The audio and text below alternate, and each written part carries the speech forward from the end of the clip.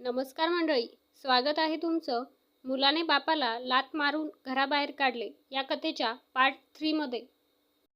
पत्रात लिहिलं होतं, प्रिय रोहित, जर तू हे वाचत असशील तर मी कदाचित या जगात नसेन. बेटा, मी तुला कधीच दोष दिला नाही, कारण मला माहीत आहे माणूस वाईट नसतो. परिस्थिती आणि चुकीचा अहंकार त्याला चुकीचा बनवतो. तू मला घराबाहेर काढलंस, पण मी प्रत्येक रात्री तुझ्यासाठी देवाकडे प्रार्थना केली.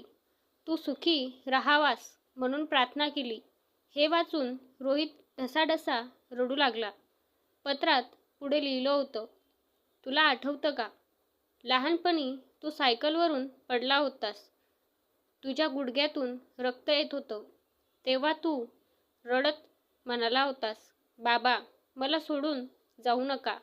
त्या दिवशी मी तुला वचन दिलं होतं की आयुष्यभर तुझ्यासोबत राहीन.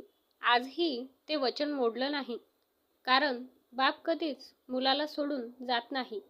जरी मुलगा त्याला सोडून गेला तरी हे वाचून उपस्थित सर्वांच्या डोळ्यात पाणी आलं.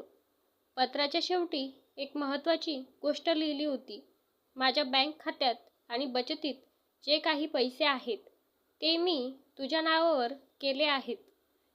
कारण जमीन तुला लोभी बनवत होती, पण हे पैसे तुला पुन्हा उभं राहायला मदत करतील.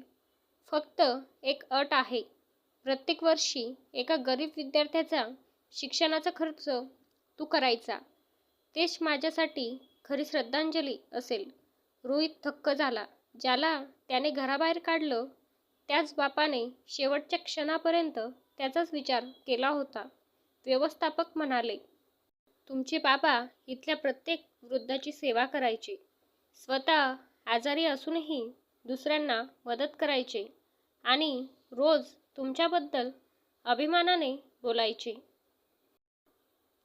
रोहितला स्वतःची लाज वाटू लागली. तो गोविंदरावांच्या फोटोसमोर गेला, दोन्ही हात जोडले आणि पायांवर डोकं ठेवून रडू लागला. बाबा, मला माफ करा, मी खूप मोठी चूक केली. एकदा परत या बाबा. पण आता उत्तर देण्यासाठी गोविंदराव तिथे नव्हते. फक्त त्यांची शिकवण आणि प्रेम उरलं होतं. त्या दिवशी रोहितने एक निर्णय घेतला. तो आपल्या वडिलांचं अपूर्ण स्वप्न पूर्ण करणार होता आणि त्याच निर्णयामुळे पुढे संपूर्ण गाव त्याचा आदर करू लागलं. गोविंदरावांच्या फोटोसमोर रडताना रोहितला एक गोष्ट स्पष्टपणे समजली होती. पैसा पुन्हा मिळू शकतो, घर पुन्हा बांधू येऊ शकतं, पण आई वडील एकदा निघून गेले की ते पुन्हा कधीच परत येत नाहीत. त्या दिवशी वृद्धाश्रमातून बाहेर पडताना रोहित, तो जुना रोहित राहिला नव्हता. त्याच्या मनातील अहंकार पूर्णपणे तुटला होता. घरी पोहोचल्यावर त्याने सर्वप्रथम प्रियांना गोविंदरावाच्या निधनाबद्दल सांगितलं. हे ऐकताच प्रियाही काही क्षण स्तब्ध झाली, कारण तिने कधीच विचार केला नव्हता की गोविंदराव इतक्या लवकर जग सोडून जातील. रोहितने संपूर्ण गोष्ट सांगितली, पत्र दाखवलं, वृद्धाश्रमातील लोकांनी सांगितलेल्या आठवणी सांगितल्या. गोविंदरावांनी शेवटच्या क्षणापर्यंत त्यांच्यावर प्रेम केलं होतं हे ऐकून प्रियाच्या डोळ्यातही पाणी आलं. त्या रात्री दोघेही शांत होते. पहिल्यांदाच घरात टीव्ही नव्हता, मोबाईल नव्हता, फक्त पश्चाताप होता. प्रियाने हळूच विचारले, रोहित, आपण खूप मोठी चूक केली ना? रोहितच्या डोळ्यातून अश्रू आले. हो, आपण बापासारख्या देव माणसाला दुखावलं. दुसऱ्या दिवशी रोहित गावात गेला. संपूर्ण गाव त्याच्याकडे पाहत होतं. पूर्वी ज्याचा माज होता, आज तोच माणूस डोकं खाली घालून चालत होता. तो थेट ग्रामपंचायतीत गेला.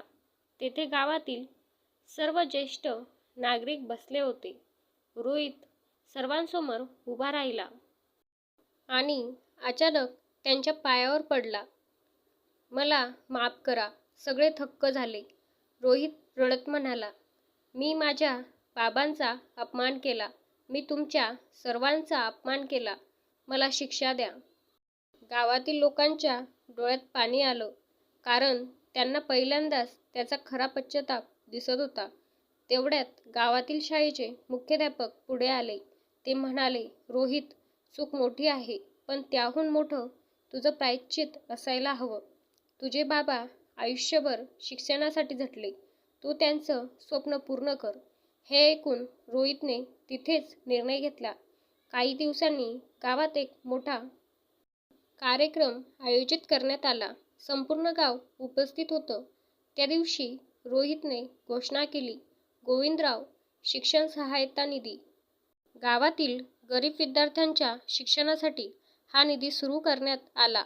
पहिल्याच वर्षी 10 विद्यार्थ्यांची संपूर्ण फी भरली गेली. पुस्तकं, गणवेश, वसतिगृहाचा खर्च सगळं. जेव्हा पहिल्या विद्यार्थ्याला शिष्यवृत्ती मिळाली, तेव्हा त्या मुलाच्या आईने रोहितचे हात धरले आणि म्हणाली, आज माझा मुलगा शिकणार आहे. तुझे बाबा जिथे असतील तिथे खूप आनंदी असतील. हे ऐकून रोहितचे डोळे भरून आले. काही महिन्यांनी त्याने आणखी एक काम केलं.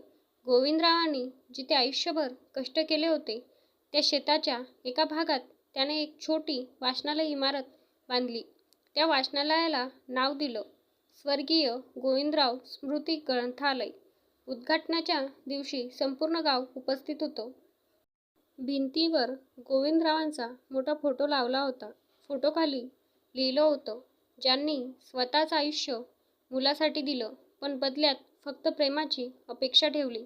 कार्यक्रमात बोलताना रोहितचा आवाज थरथरत होता.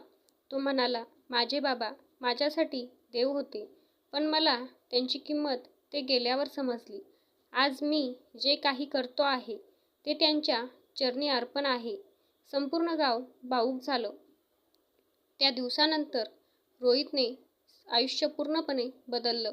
तो दरवर्षी गरीब विद्यार्थ्यांना मदत करू लागला, वृद्धाश्रमांना देणगी देऊ लागला, ज्येष्ठ नागरिकांची सेवा करू लागला.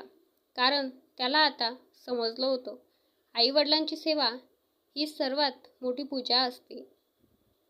एक दिवस संध्याकाळी तो वडिलांच्या समाधीपाशी गेला. हातात फुलांचा हार होता.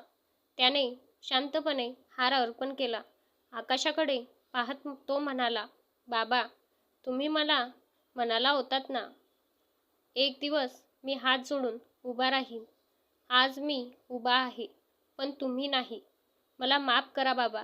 आणि तो तिथेच बसून रडू लागला. मित्रांनो, आईवडिलांनी आपल्यासाठी केलेल्या त्यागाची किंमत पैशात मोजता येत नाही. ज्यांच्या आधारावर आपण उभे राहतो त्यांनाच कधीही दुःख देऊ नका. कारण वेळ निघून गेल्यावर पश्चाताप उरतो, पण माफी मागण्यासाठी ती माणसं उरत नाहीत. मंडळी, कथा आवडली असेल तर चॅनलला लाईक, शेअर, सबस्क्राईब नक्की करा. भेटूया अशाच नवीन कथेमध्ये. तोपर्यंत धन्यवाद.